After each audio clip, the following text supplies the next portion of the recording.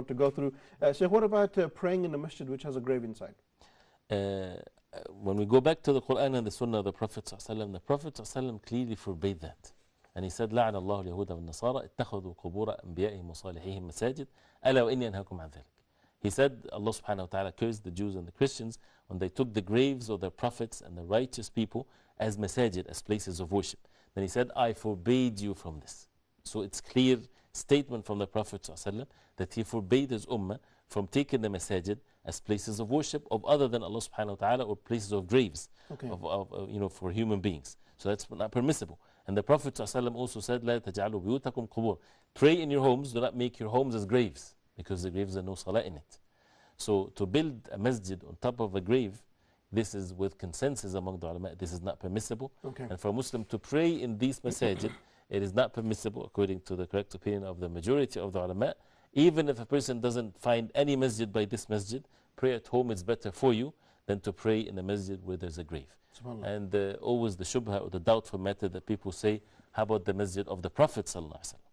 The masjid of the Prophet ﷺ is a different situation, because the Prophet ﷺ was not put in the grave in the masjid.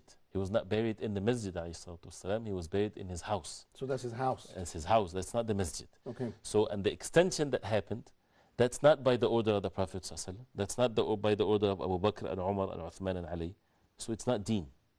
So it's not valid for someone to say that's an evidence. When we say evidence, that means what? It means we're referring to the Quran and the Sunnah of the Prophet ﷺ and the rightly guided Khalifa, Abu Bakr and Umar and Uthman and Ali.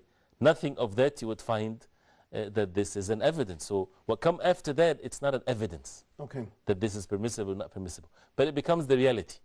And that's why we have virtues of praying in the masjid of the Prophet ﷺ. So that's why we go there and we travel to pray in the masjid of the Prophet ﷺ. And the Prophet ﷺ was not buried in the masjid. But other than that, you would find all over the Muslim world, the masajid are being built on top of these graves, or a grave would come and enter into the masjid. And the evil acts of shirk that you would see that. People making tawaf around these qubur, around these graves. Wiping things over the grave, asking directly from the person in the grave. What is the difference between that and the disbelief of the people of Quraysh at the time of the Prophet ﷺ?